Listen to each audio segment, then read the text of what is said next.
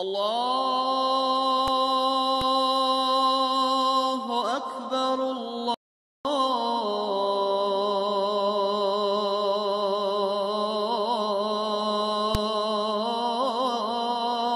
أكبر أشهد أن لا إله إلا الله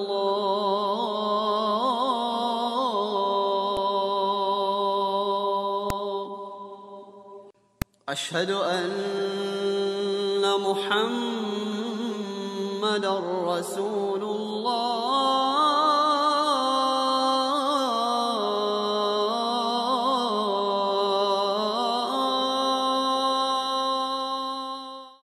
أعوذ بالله من الشيطان الرجيم بسم الله الرحمن الرحيم والصلاة والسلام على رسول الله.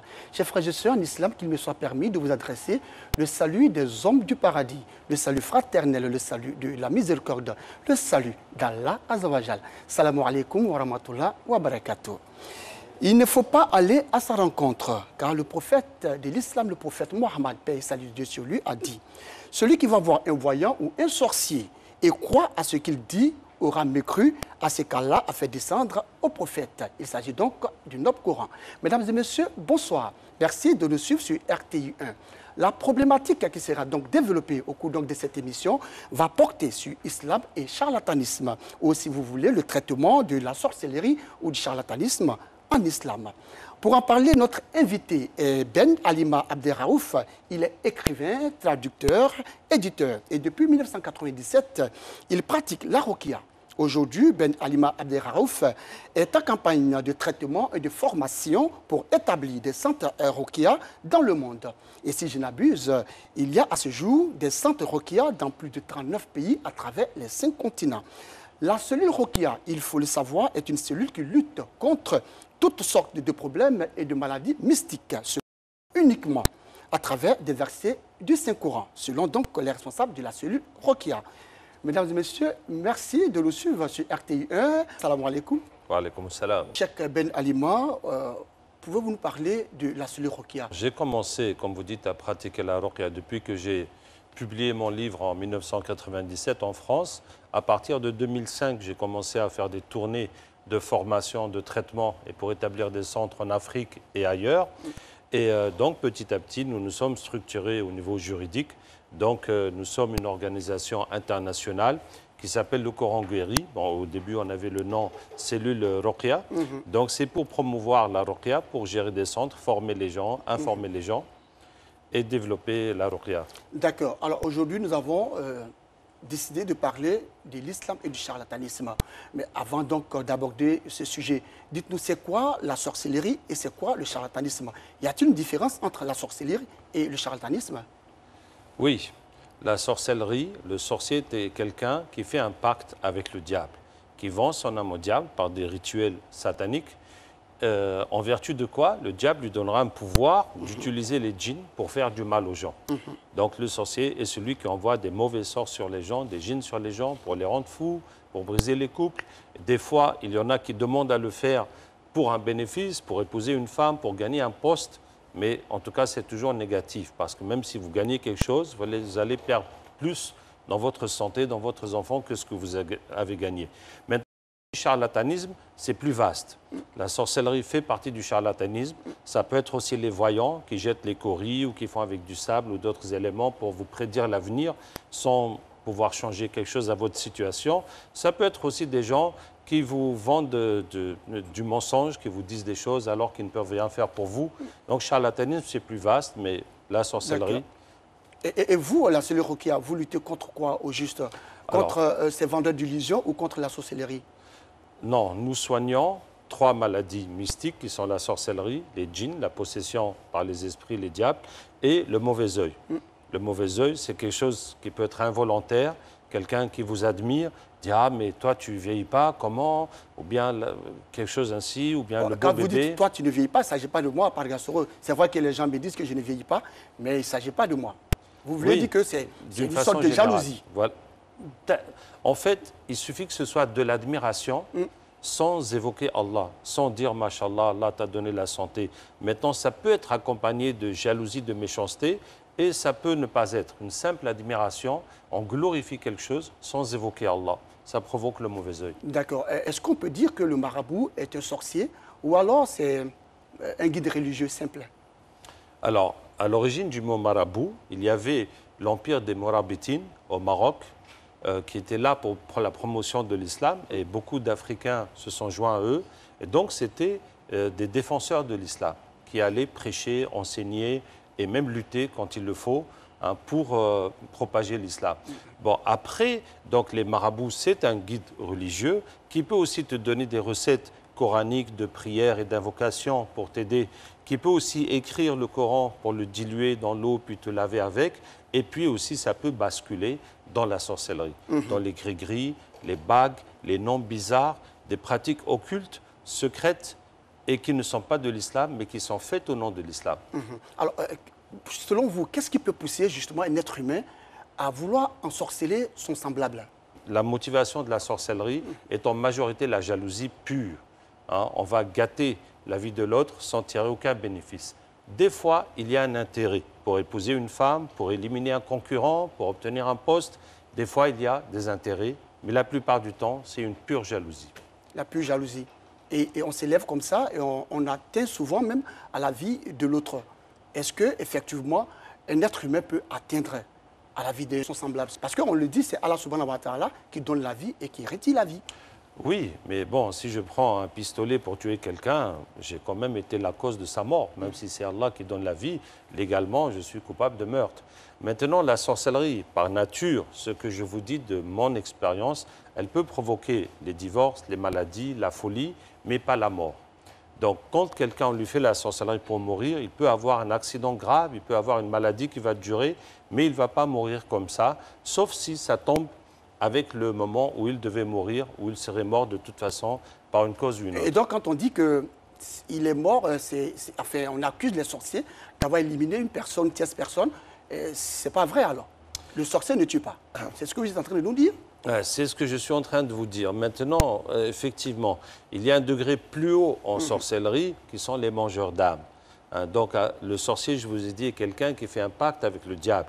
Maintenant, ce pacte, si le sorcier fait un sacrifice humain, de sacrifier un être humain pour le diable, comme les albinos ou les bébés ou n'importe quelqu'un de sa famille, là, il acquiert un pouvoir plus grand. Et effectivement, le fait d'avoir sacrifié un être humain, ça va donner le pouvoir à ces diables de prendre l'énergie de la personne jusqu'à le tuer. Oui, effectivement, dans ce cas-là, la sorcellerie tue. Mais ça reste quand même... Il y a les associations de sorciers et sorcières, justement, ce sont ceux qui font les sacrifices humains, donc ils font une tontine. Ils se mettent ensemble pour sacrifier quelqu'un à tour de rôle. Et ça leur fait... Alors, Ben Alima, quand vous le dites sur ce plateau, on a l'impression que vous êtes avec eux. Et quand ils font tout ça, vous les voyez faire cette tontine et tout ça. Expliquez-nous un peu. Comment est-ce que vous arrivez à voir tout cela? Non, je ne suis pas avec eux, mais je suis avec les malades.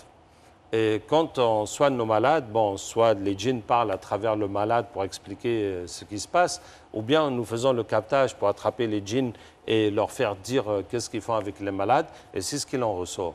Hein? C'est ce qu'il en ressort des fois, et des fois c'est le sorcier même qui va parler par la bouche du malade ou bien par la bouche du capteur pour dire que lui, effectivement, il a sacrifié cette personne. D'accord, on va revenir là-dessus, mais dites-nous, l'islam, qu'est-ce que l'islam pense même de la sorcellerie? La sorcellerie est un acte satanique qui fait sortir de l'islam. Donc, celui qui fait la sorcellerie, lui, il est avec le diable, mais tous ceux qui vont le consulter ou accepter ces objets, ils vont aussi sortir de l'islam. Et comment l'islam, justement, traite cette question de la sorcellerie? En tout cas, si c'était la loi islamique, c'est la peine de mort pour le sorcier. Certains savants disent qu'on lui propose le repentir, d'autres savants disent que non. Comme quelqu'un qui a tué, une fois qu'on l'a attrapé, on ne va pas lui dire de se repentir, il va payer. Donc pour les actes qu'il a commis, il va payer. Maintenant, si quelqu'un se repent avant que la loi ne l'attrape, c'est là qu'il peut être pardonné. D'accord. Et en matière de traitement, je vais dire, spirituel et tout ça, quand une personne est atteinte de sorcellerie, comment l'islam propose justement un traitement pour guérir cette personne? Alors, c'est le Coran qui est la guérison. Bon, le Coran est une guérison générale pour tout, parce que le prophète sallam, quand il avait n'importe quelle maladie ou douleur, il lisait les 3 qouls dans ses mains et s'essuyait avec. Donc tout musulman n'a qu'à utiliser le Coran, lire sur lui, lire dans l'eau, boire, pour n'importe quelle maladie, avant de s'orienter vers les hôpitaux et les médicaments. Mais particulièrement les maladies mystiques n'ont pas de médicaments normaux. Et donc là, on doit utiliser le Coran pour les enlever. Et par exemple, la sorcellerie, c'est les paroles d'Allah dans l'histoire des sorciers de Pharaon avec Moussa, où Allah dit que Allah détruit la sorcellerie par ses paroles. Ce sont ces mots-là qui vont détruire la sorcellerie. Maintenant, contre les djinns, le prophète sallam nous a aussi donné Ayat al-Kursi pour faire fuir les mauvais djinns, ainsi que les 3 qouls pour se protéger de tous les maux, et la Fatiha qui est la guérison. Donc ça, c'est les versets... Les 3 qouls, Koulou Allahu, Koulou A'ouzou Birabil Falak et Koulou A'ouzou Birabil Nasi. Voilà. D'accord. Avec la Fatiha Ayat al-Kursi et les versets de Moussa avec les sorciers de Pharaon, c'est la base de la guérison coranique pour les maladies mystiques. Alors, peut-on affirmer sans détour ou sans risque de nous tromper que vous aussi, au niveau de la cellule Rokia, le traitement adopté par l'islam, c'est ce même traitement que la cellule Rokia adopte également? Et effectivement, nous avons le Coran, nous avons les ventouses, nous avons l'eau bénite par le Coran, nous avons des huiles, des plantes que le prophète sallam a conseillées, les doigts, et maintenant, il y a certains de nos soignants, par exemple, qui utilisent des plantes locales pour soigner diverses choses. Je leur dis, vous pouvez, mais ça ne fait pas partie de mon combat. Parce que les plantes qui guérissent, c'est bon, mais ça ne combat pas le diable, ça ne combat pas la sorcellerie. Donc, nous, notre combat, c'est pour la foi et pour combattre les attaques sataniques. Combattre les attaques sataniques. Alors, nous allons poursuivre. Bien avant, nous allons ensemble voir ce que pensent les populations sur la question donc, de l'islam et du charlatanisme. Wa alaykoum salam wa rahmatullahi ta'ala wa barakatuhu. La ruqya, c'est la guérison par le Coran. C'est des versets coraniques qu'on prend pour guérir.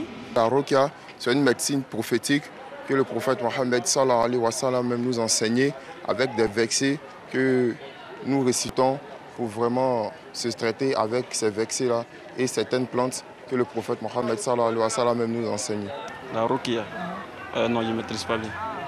La médecine prophétique qui sert à soigner les fidèles musulmans selon les commandements du Saint-Coran. Alors, Ben Ali, vous venez donc de voir justement ces populations se prononcer sur ce que c'est que la ruqya. Cette cellule n'est pas bien connue par les populations en vrai dit. Qu'est-ce que vous faites justement pour propager la cellule ruqya pour que ces populations puissent connaître enfin ce que vous faites? Alors la ruqya est nouvelle.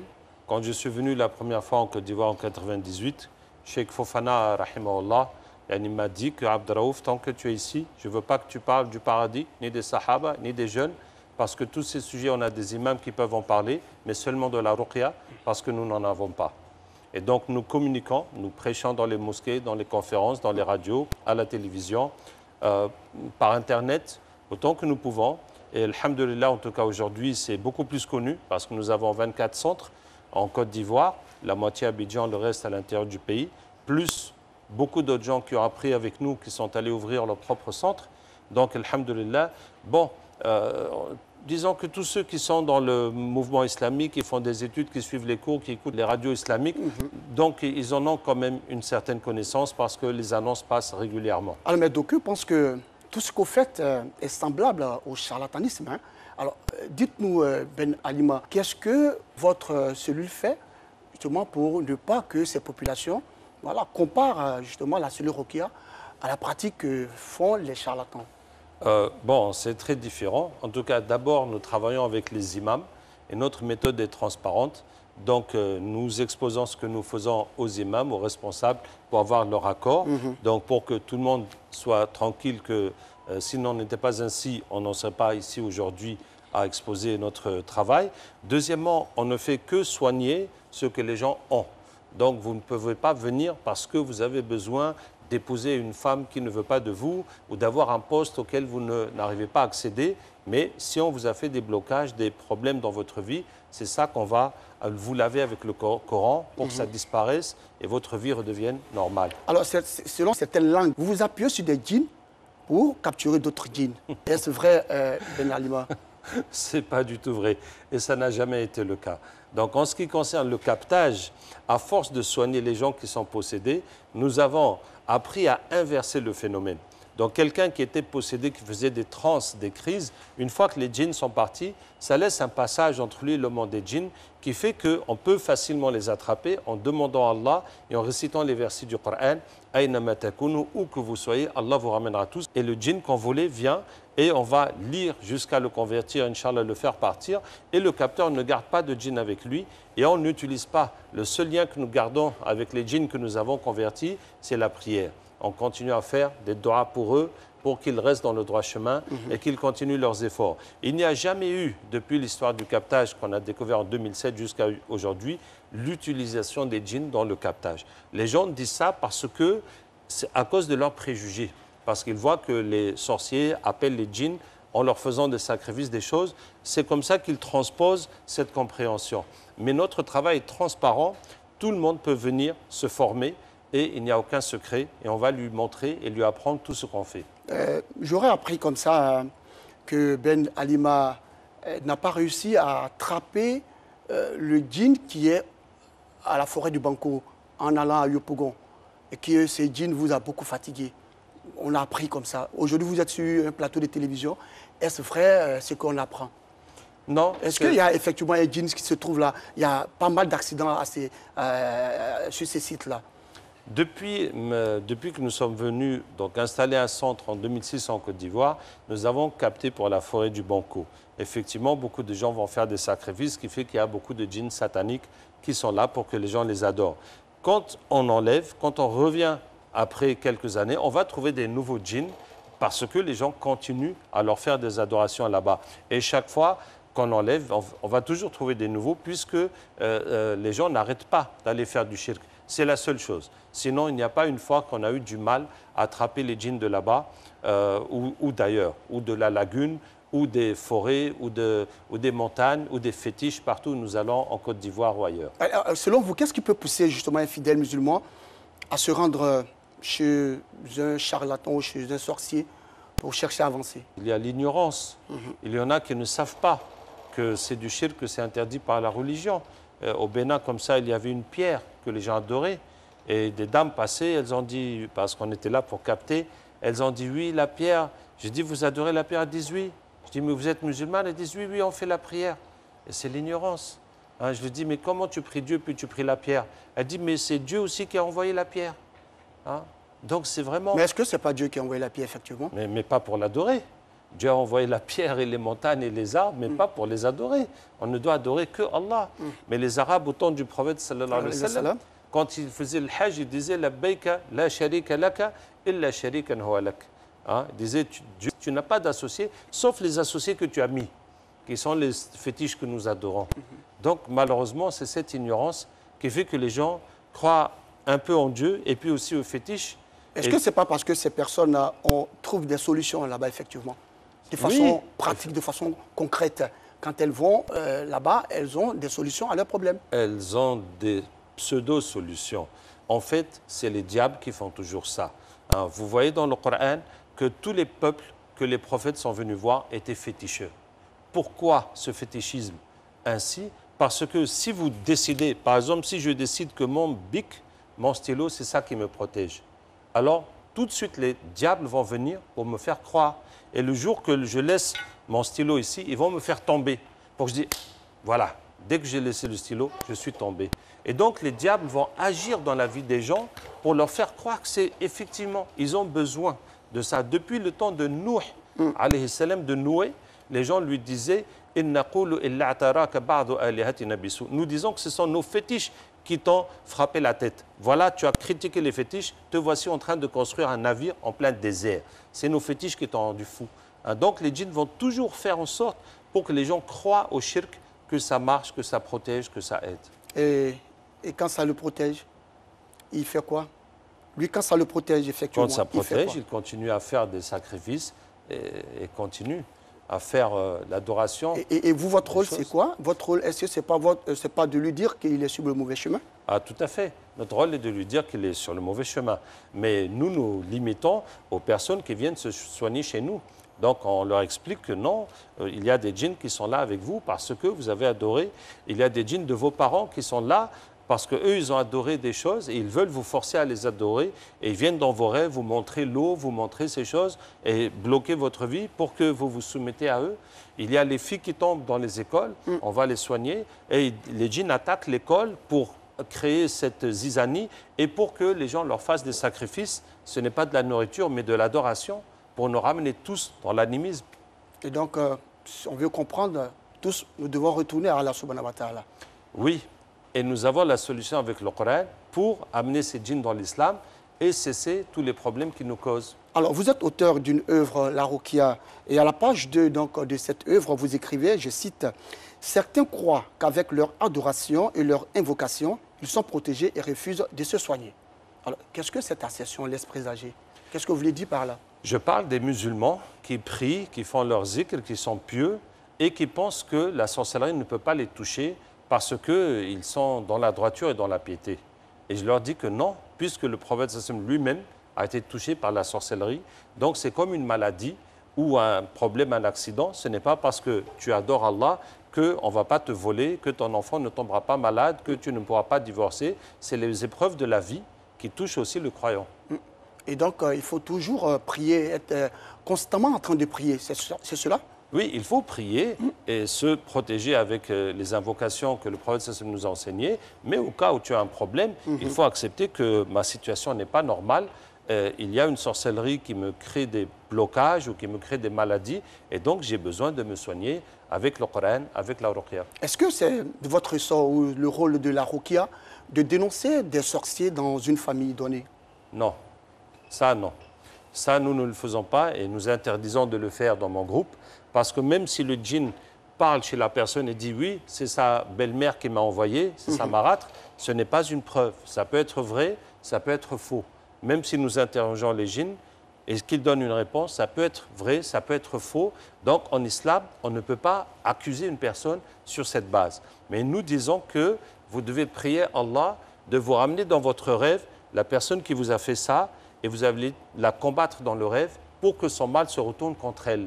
Et vous n'avez pas besoin de dire à la personne, voilà, hein, c'est la maman de mon mari. Et puis, non, il a fait son affaire satanique contre toi, tu as fait ta prière contre celui qui t'a fait du mal, ça s'arrête là. D'accord, nous allons marquer une pause sur cet élément vidéo, justement le témoignage qui prouve qu'effectivement vous faites un travail formidable. Je suis un patient guéri de Ruqya. Au début, c'est quelque chose qui était sur mon côté. J'ai même oublié si c'est mon côté droit ou mon côté gauche. En tout cas, ça me pinçait comme si quelqu'un essayait de sa main presser un chiffon. Et au fil des temps, c'est parti sur l'autre côté. Et je n'ai pu rien faire. Le temps est passé, des années et des années, je n'ai pas fait quelque chose, mais en tout cas, ça me prend par moment. Et comme ça a multiplié le temps, le nombre de fois que ça me prenait, et même en cours de route, le mal, on dirait, je ne sais pas s'il est content ou fâché, en tout cas, ça a pris comme une flash. Ça partait maintenant de gauche à droite, et ça me serre, ça me coince. Et même en cours de route, ça peut me prendre. Et quand ça me prend, ça peut m'immobiliser. Et donc ça a continué jusqu'à... des années sont passées encore, je n'ai pas pu faire quelque chose. Et maintenant, ça prend, je ne sais pas comment on appelle cette partie du corps, au niveau des clavicules ici, ça a essayé, comme si quelqu'un essaie de m'étrangler par le dos. Et donc quand ça me prend, ça me bloque, je ne peux pas tourner la tête, je ne peux pas tourner ni gauche ni droite, je ne peux pas bouger, ça peut me bloquer ici 1-2 minutes. Et un jour, ça m'a pris au volant. Et donc là, ça m'inquiétait beaucoup, mais je ne sais pas quoi faire. Je dis, ah Allah, qu'est-ce qui m'arrive? Qu'est-ce que je vais faire? C'est comme ça que je suis resté. C'est comme ça que je suis resté. Jusqu'à un jour, je passais devant Fratmat, au niveau de la gare de Benjerville. J'ai vu le panneau de l'ONG Ruqya Coran Guéri. J'ai lu, j'ai vu Coran Guéri. Bon, j'ai vu que dans ma vie, là, je n'ai pas autre chose en quoi j'ai confiance que le Coran. J'ai pris leur numéro, j'ai appelé, et quand je suis arrivé, c'est des jeunes qui m'ont reçu. Au début, Ce jour-là, je n'avais pas l'argent complet, mais ils m'ont rassuré pour dire au courant du traitement, je peux payer le reste de l'argent. Alors j'ai commencé le traitement, j'ai vu que c'est des jeunes, mais je n'ai pas pris sérieux, mais je me suis dit, ah, c'est le Coran qui m'a envoyé. Donc j'ai pris quand même mon traitement et alhamdoulilah, puisque ce n'est pas comme le début, puisque j'ai vu que le mal est, en tout cas, ce qui vraiment me peinait beaucoup, ça c'est parti. Et au fil des temps, je suis resté, j'ai utilisé les produits un peu, jusqu'à je ne sens plus le mal. Aujourd'hui, là, années sont passées, c'est de l'histoire chez moi. En tout cas, je remercie beaucoup l'ONG, Coran Guéri. Alors, Halima, vous avez écouté avec beaucoup d'émotion ce monsieur, ces témoignages. Alors, vous avez quelque chose à dire là-dessus? Alhamdulillah, c'est toute notre vie. Si ce n'était pas les gens qui guérissent, je ne serais pas venu enseigner ça, je ne passerais pas mon année à tourner partout. Et alhamdulillah, partout où je vais, je trouve des gens qui ont eu mon livre, qui ont appliqué la méthode et ça a marché. Ils ont eu les résultats. Donc, ce qui est sûr, ça marche. Ce que je veux dire, ce que nous faisons, ce n'est pas des miracles.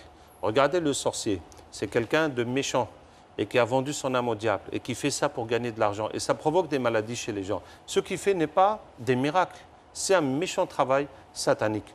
Et le Coran a le pouvoir de l'enlever. Il faut juste apprendre comment utiliser le Coran pour défaire, annuler tout ce qui a été fait. Et la personne se retrouve comme s'il n'y a jamais rien eu. Comme dit le monsieur, c'était de l'histoire. Et c'est simple et nous l'enseignons. Et alhamdulillah, tous ceux qui se forment le font et ça marche. Ça marche. Alors, Allah subhanahu wa ta'ala, l'Azawajal dit, et je cite, « Ceux qui peuplent les cieux et la terre ne connaissent pas le mystère. Dieu seul le connaît. Ils ignorent à quel moment ils seront ressuscités. » Sourate les fourmis, verset 65. Alors, le verset dit tout. Hein. Est-ce que vous lisez justement l'avenir des fidèles ou de vos patients? Ah, quand quelqu'un me demande son avenir, je lui dis, mon frère, ma soeur, tu vas mourir, tu seras ressuscité, tu vas rendre compte de tes actions, tu vas finir en enfer ou au paradis. Ça, c'est ton avenir que je peux te dire. Hein, autrement, dire que tu gagneras ceci ou cela, on ne sait pas qui sera vivant demain pour savoir ce qui va se passer après. Maintenant, en tant que médecin, je te dis, ta maladie là, si tu ne guéris pas, voilà comment ça va évoluer. Mais selon ce que tu as. Et en faisant le traitement, Inch'Allah, d'ici une semaine ou 2 ou 1 mois, ça devra disparaître. Bon, ce n'est pas dire l'avenir, mais c'est que mon médicament, je sais comment ça marche, et ta maladie, je sais aussi comment ça doit évoluer. D'accord. Alors, Ben Halima, comment expliquez-vous justement le fait que ces charlatans, ou si vous voulez, ces sorciers, arrivent justement à apporter des solutions aux problèmes des personnes qui les approchent? Je vous donne un exemple. On était dans un endroit où il y a ces sacrifices. On a attrapé le djinn qui est là-bas. Je lui ai dit, tu fais quoi ici? Il dit, je guéris les gens. Je lui ai dit, mais comment tu guéris les gens? Il dit, c'est très simple. Les gens qui viennent ici faire des adorations pour guérir, c'est parce qu'ils ne sont pas guéris dans les hôpitaux. C'est parce que leurs maladies sont mystiques. Donc, par exemple, si quelqu'un vient avec une maladie au pied, je vais voir le sorcier qui a fait ça. Je dis, voilà, tu as fait la sorcellerie sur telle personne, maintenant son pied est malade. Mais il est venu chez nous, c'est devenu notre client. Donc, je voudrais que tu enlèves cette maladie de son pied, tu n'as qu'à mettre dans son ventre. Comme ça, ton travail, il est protégé. Et nous aussi, notre travail marche. Et nous tous, notre business continue. Ah bon? Donc, ce que les djinns peuvent faire, c'est de déplacer un problème, de le changer d'une partie à une autre. Et la personne voit que, ah, il y a de l'amélioration dans ce qu'il voulait, mais il ne se rend pas compte qu'il y a des problèmes à côté et qui vont l'obliger à revenir. Et ça va continuer comme ça. Et donc, il déplace au moins que le problème. Ils ne font que déplacer en empirant le problème. Et chez vous, ce n'est pas le cas? Bi'idhnillah, ce n'est pas le cas. Le problème qui est là, avec le Coran, la sorcellerie va se dissoudre comme une saleté que tu as lavée, donc elle a disparu, et les djinns vont se convertir, donc eux-mêmes, ils ne vont plus faire de mal. D'accord. Alors le prophète de l'islam, le prophète Mohammed, paix et salut de Dieu sur lui, a dit « Dieu a maudit celui qui égorge au nom d'un autre que lui », rapporté par Muslima. Alors, selon les témoignages, on constate que souvent, on immole un animal au nom donc de Dieu, alors qu'on va voir peut-être un charlatan qui nous donne une solution. Est-ce que cela est praticable en islam? Le fait d'immoler un animal au nom de Dieu, alors que c'est un charlatan ou un sorcier qui vous donne cette solution? Alors, immoler un animal est une adoration. Ça peut être une adoration de Dieu, ça peut être une adoration d'autres choses. Donc, quand vous voyez les fétiches et autres, il y a toujours l'immolation pour les fétiches. Maintenant, quand on vous donne la couleur ou les détails de l'animal à immoler, c'est là que ça devient pour les djinns. Parce que dans l'islam, il n'y a pas. Vous voyez ce qu'on égorge pour Tabaski ou les naissances de nos enfants, on ne nous a jamais dit de chercher le mouton blanc ou le mouton noir ou lequel est préférable. On cherche un mouton qui soit en bonne santé avec les critères de l'islam, mais pas les couleurs. Donc c'est quand on vous dit d'égorger un mouton blanc ou noir ou un coq rouge ou un bœuf noir que ça c'est pour les djinns. Hein? Bien sûr, si on vous dit d'égorger avec un nom bizarre ou un nom de fétiche, là, c'est vraiment la mécréance pure.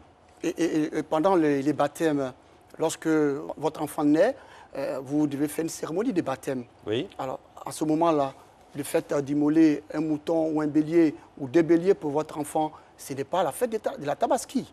Est-ce que c'est fait référence aussi au djinn ou au charlatanisme? Non, je vous dis, ça fait référence au djinn quand on vous a précisé la couleur de la bête.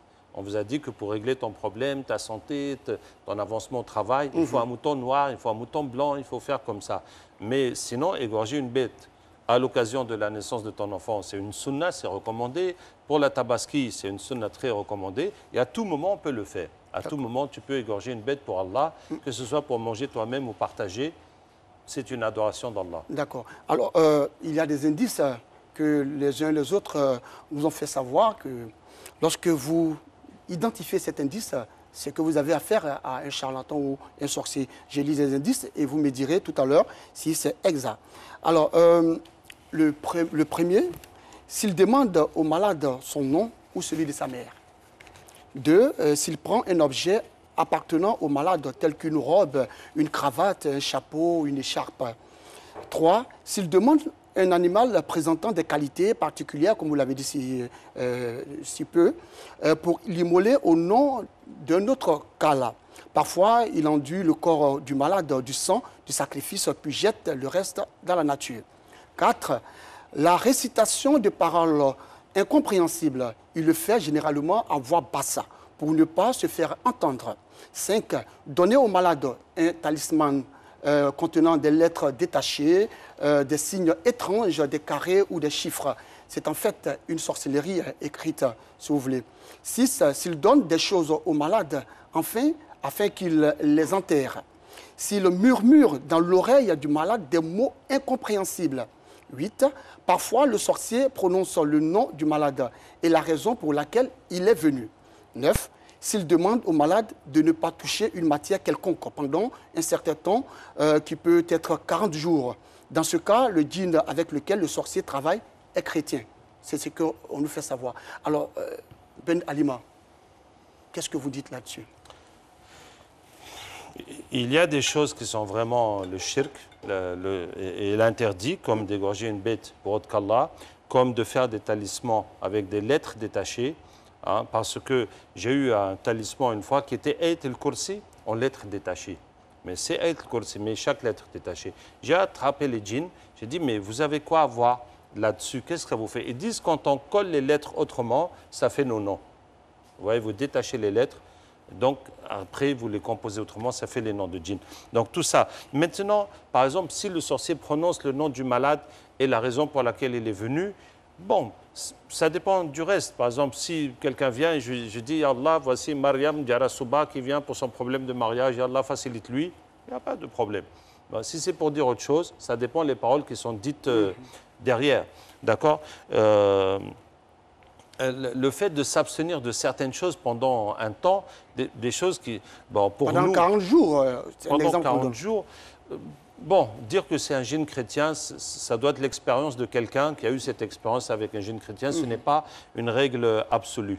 Bon, en tout cas, la chose que je vais rajouter, c'est que si vous allez chez quelqu'un qui vous soigne, s'il fait quelque chose de secret, ne faites pas confiance, parce qu'on ne peut pas faire confiance. On ne peut pas, il y a beaucoup plus, comme vous dites, de charlatans, de sorciers, que de gens clairs. Maintenant, chez nous, c'est la transparence totale.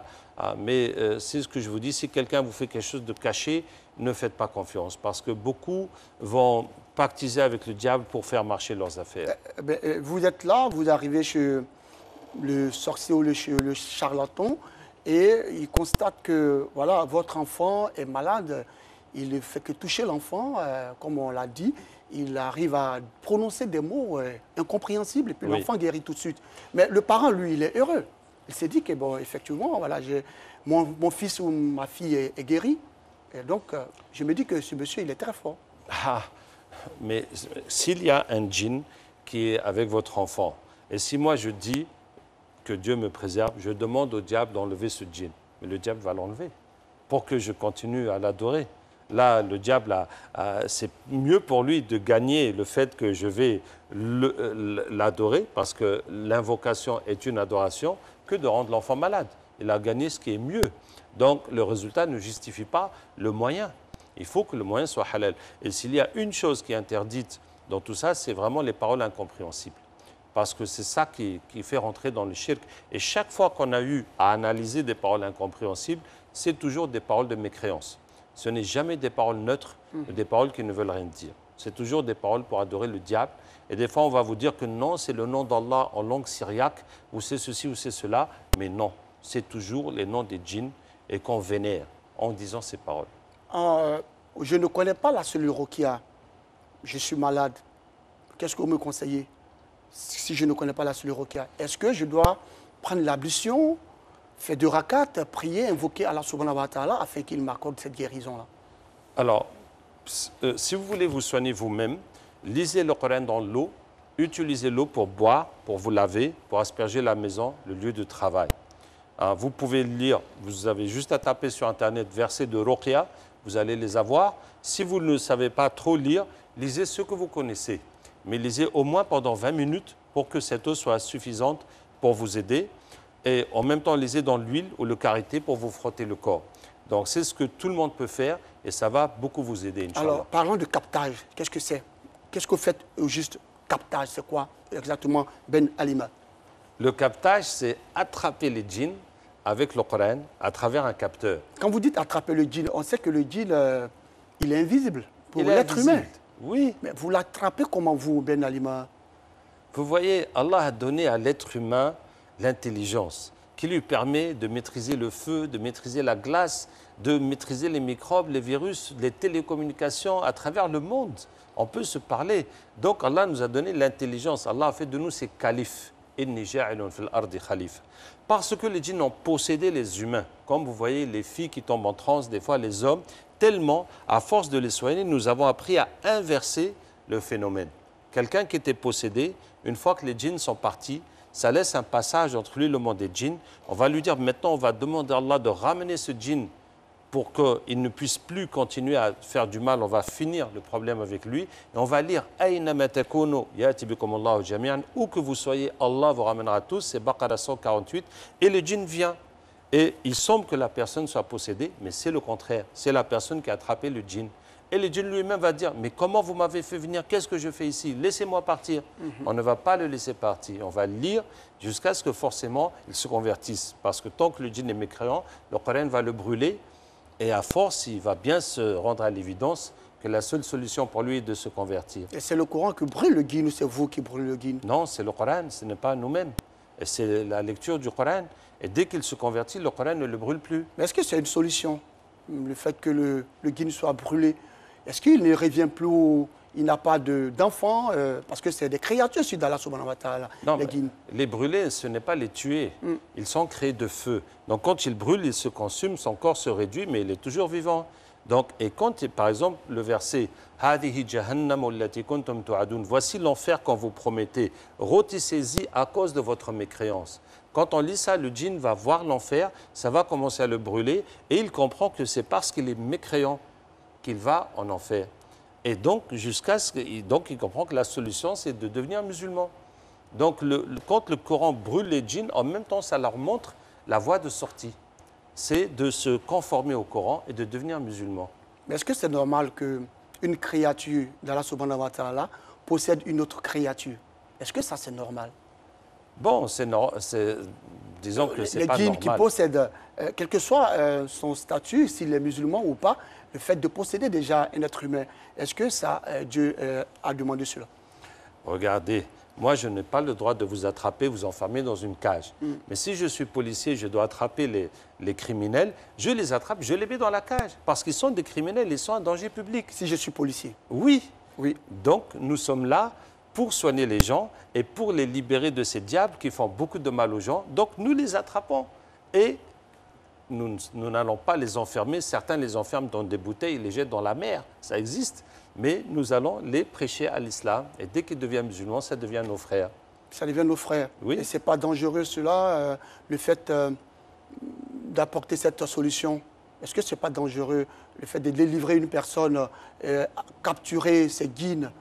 Est-ce que cette personne n'est pas exposée à des dangers? Le capteur, vous voulez dire? Oui.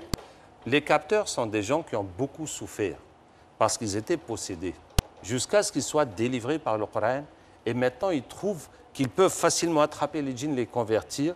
Donc, ils sont très heureux de le faire. C'est avant la ruqya, quand ils étaient victimes sans solution, en train d'être possédés, de tomber comme ça, qu'ils ont vraiment souffert. Mais quand ils attrapent un djinn, même si le djinn est dur et qu'il va se rebeller, résister, le moment qu'il se convertit, c'est la délivrance de tout le monde. Et c'est un djinn qui, ça veut dire plus le djinn est dur, ça veut dire qu'il faisait beaucoup de mal. Et maintenant, il est converti. Au contraire, il va se battre pour le bien. Donc, les capteurs n'ont pas de problème. Maintenant, dans la ruqya, nous sommes attaqués, les raqis, aussi bien que les capteurs, par les sorciers et les shayatines et les djinns qui ne sont pas contents que nous gâtons leur travail.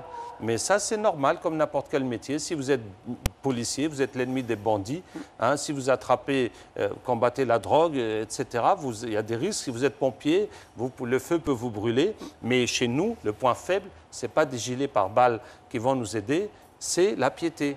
Donc le point faible, c'est les péchés. Si on fait des péchés, là, on sera vraiment, on va souffrir.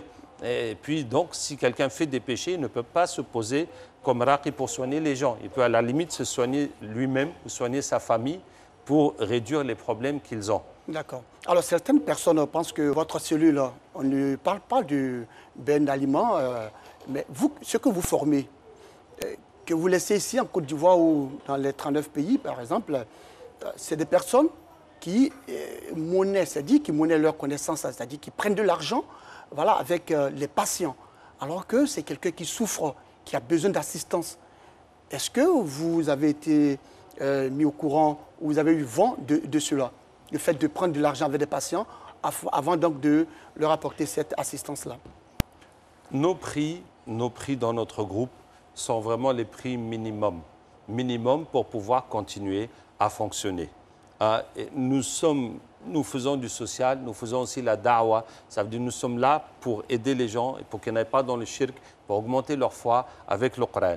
Et la formation est gratuite.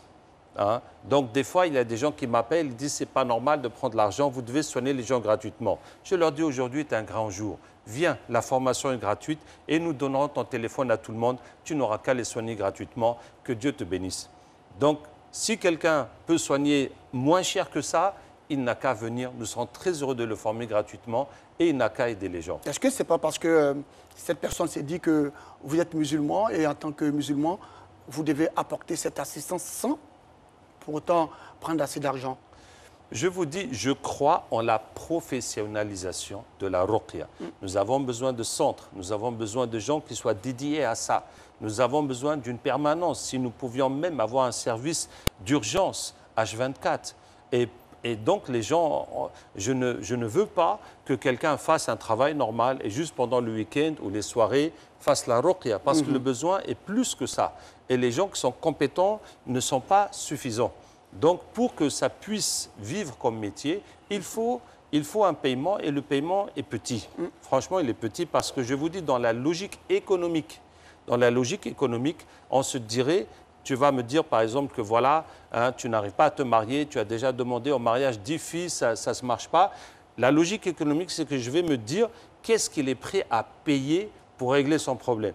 Donc si je te dis 300 000, ça c'est petit pour pouvoir te marier. Vous voyez? Donc je vais te dire, bon, tu vas commencer par me donner 500 000 et si vraiment tu arrives à te marier, tu vas me compléter 1 million. Ouais, c'est la logique économique. Mais quand vous venez chez nous, je vais te dire 35 000 francs, on va tout régler. Mais c'est cadeau. D'accord, c'est cadeau. Alors, peut-on dire que tous ces divorces que nous constatons justement dans ces couples musulmans sont le fait du shikr, sont le fait de Satan, sont le fait d'Iblis? On ne peut pas dire tous les divorces. Hein.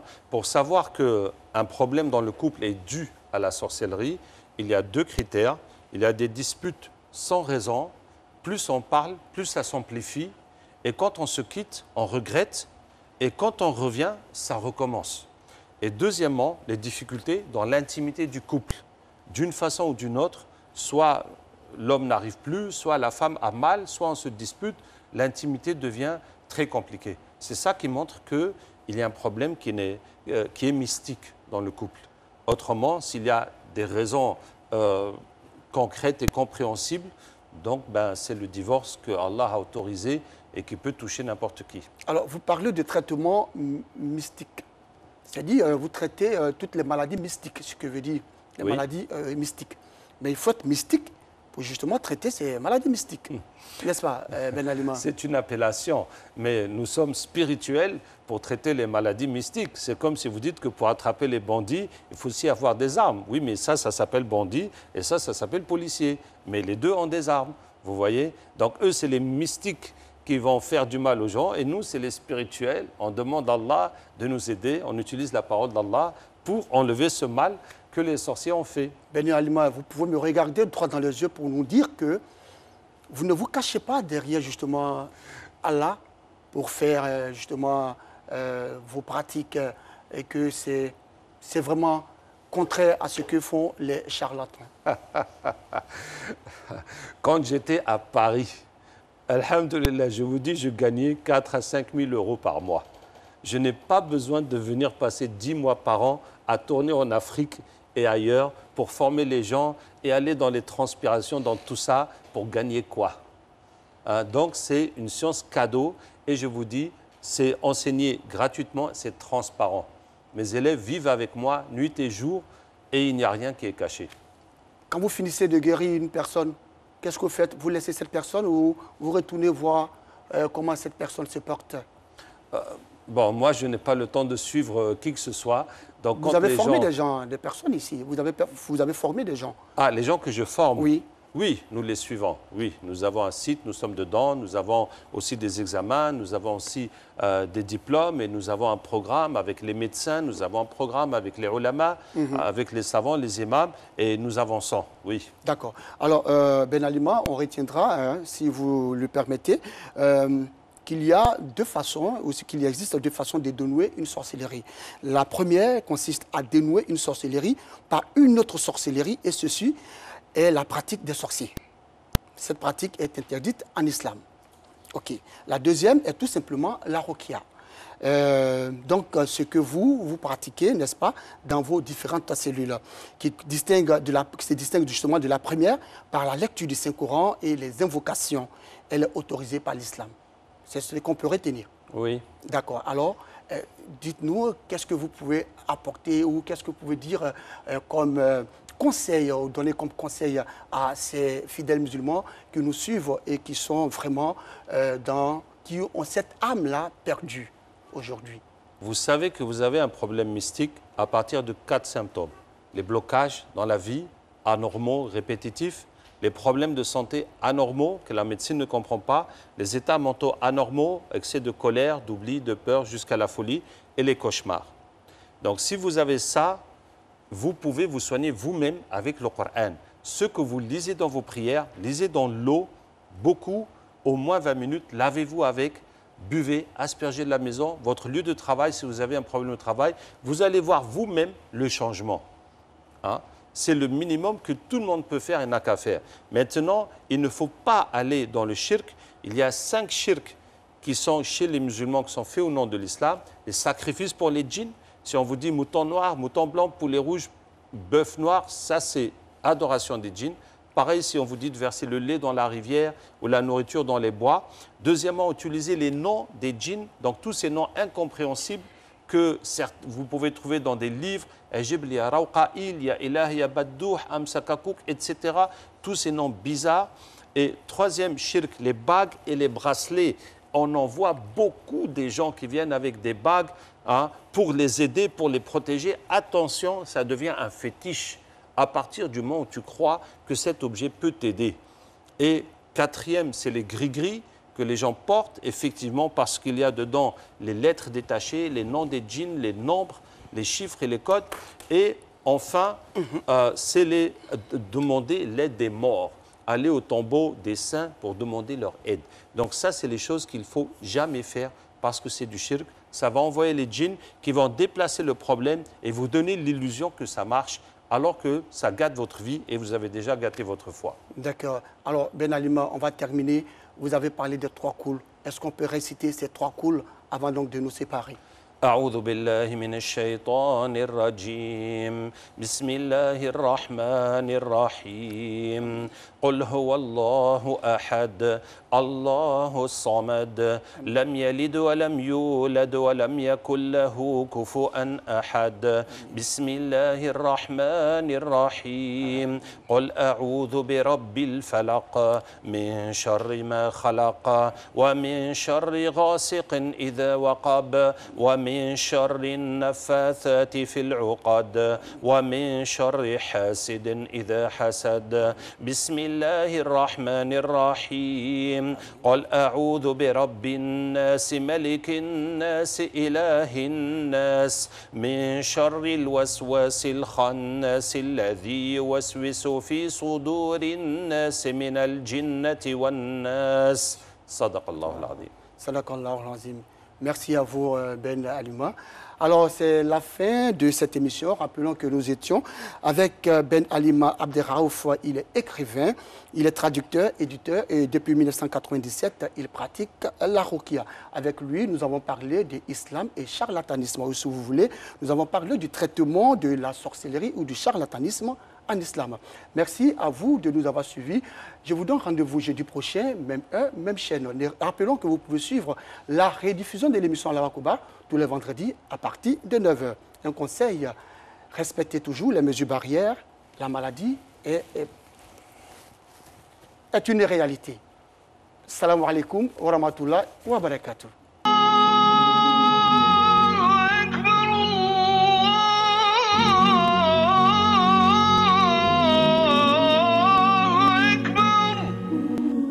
أشهد أن لا